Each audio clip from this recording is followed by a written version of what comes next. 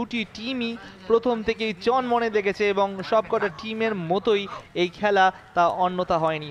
স্নেহাশিস এবং opponent captain তারা একে অপরের বিরুদ্ধে প্রথমত চোখে চোখ রেখে প্রার্থনা, তারপরেই শুরু আজকের ম্যাচ।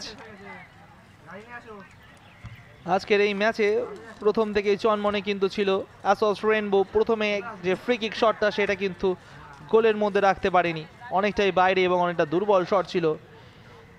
কিন্তু তারপরেই শুরু হয় আক্রমণ এবং এই ঝোরালো আক্রমণ থেকেই প্রথমেই ঝুড়িতে ওঠে প্রথম গোল, তাও আবার 3 মিনিটের মধ্যেই, যেটা সত্যি নজর কাড়া দৃশ্য ছিল আজকের এই ম্যাচে।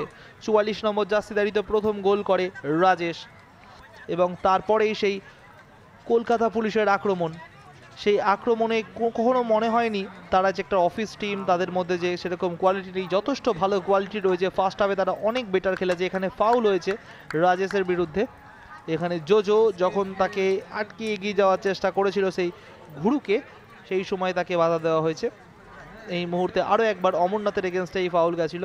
অনেকগুলো ফাউল হয়েছে, কার্ড এসেছে আজকের এই ম্যাচে, কিন্তু পজিটিভনেস যেই কথাটা বলবো এখানেও একটা চ্যালেঞ্জের পর চ্যালেঞ্জ, অনেকগুলো ফাউল এবং কার্ড প্রচুর এসছে। কিন্তু সবচেয়ে ভালো কথা, আক্রমণ এবং প্রতি আক্রমণে কিন্তু খেলাটা জমে উঠেছিল। অমরনাথ আবার বক্সের মধ্যে দুজন প্লেয়ারকে বিট করে এগিয়ে যাওয়ার চেষ্টায় তাকে বাধা দেওয়া হয়েছিল সেই দীপদেদের টিমের তরফ থেকে, অর্থাৎ কলকাতা পুলিশের ডিফেন্সের তরফ থেকে, এবং বক্সের বাইরে থেকে ফাউল হয়েছিল। ওখানে একটা হেড ছিল, এটা পজিটিভ হেড ফার্স্ট হাফে, কিন্তু এই হেডেও কাজের কাজ হয়নি। আরও একটা সুযোগ এবং সেকেন্ড গোলের দেখা খুব ইজিলি পেয়ে গেছিল, যেখানে প্লেয়াররা সব অফ সাইডের অপেক্ষা করছিল, কিন্তু দেখুন কাজের কাজটি একদম ইজিলি ভাবে চলে গেছিল। রেফারি ফ্ল্যাগ আপ করেনি, জানায়নি, অন সাইডেড ছিল তিনি। আরও একবার কন্ট্রোল, এই কন্ট্রোলে প্রায় গোলটা পেয়ে গেছিল, কিন্তু সত্যম সে কিন্তু সঠিক সময় সঠিক জায়গায় ছিল, সেই কারণে ফার্স্ট হাফে গোলের দেখা পায়নি কলকাতা পুলিশ।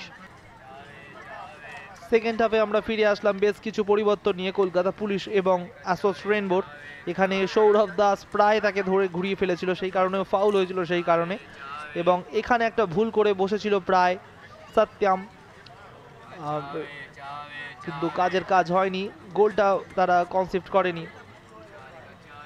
ভালো খেলার চেষ্টা করেছে জোজো, বেশ বেটার দেখিয়েছে তাকে। বা পায়ে শটটা একদম পারফেক্ট ছিল, যদি একটু ডাউন হতো তাহলে কিন্তু গোলের একটা আভাস আমরা পেতাম। জোজোর এই শটগুলো কিন্তু বেশ ভালো লাগছে। এখানে আউটসাইড ইনসাইড করে বক্সের মধ্যে প্রবেশ অমরনাথ, এবং এখানে যখন ফিনিশ করতে যাবে তার আগেই ভালো সেভ সন্দীপ কুমারের। আজকে সত্যাকে বেশ বেশ ভালো লেগেছে গোলরক্ষক সেই অ্যাসস রেইনবোর, কিন্তু তার থেকেও বেটার দেখিয়েছে ডিফেন্ডারদের, এবং সৌভিক ঘোষালের সেই লাস্ট চেষ্টা, শেষ মুহূর্তে আসা পরিবর্তন প্লেয়ার সত্যি শেষ মুহূর্তে ঝলক দেখিয়েছে। এখানে একটা খুব পোর পাস সন্দীপ কুমারের জন্য, এবং সন্দীপ কুমারের পাস থেকে সৌভিক দুরন্ত দুজনকে কাট করে বা পায়ে ফিনিশটা করতে ভুল করেনি। স্কোর লাইন চেঞ্জ হয়েছিল 3-0, এবং সেখানেই কাজের কাজ করেছে এই সুপার সাব সৌভিক ঘোষাল। দারুণ গোল, এবং নিজের নামটা লিখে দিলেন স্কোর শিটের খাতায়। আগামী দিনের আরও বেটার পারফরমেন্স চাইবো তার কাছ থেকে। অমরনাথ সেখান থেকে স্নেহাশিস, এবং বা পায়ে ফিনিশ করার চেষ্টা, কিন্তু আরও একটু বেটার হতে পারতো, আনলাকি ছিল সেখানে।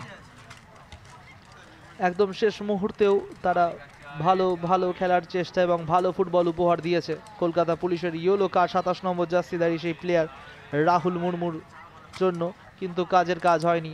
রেফারি শেষ মুহূর্তে ঘড়ি দেখে জানিয়ে দিলেন আজকের খেলা এখানেই শেষ। ফুল টাইম স্কোর অ্যাসস রেইনবো ক্লাব 3, কলকাতা পুলিশ 0।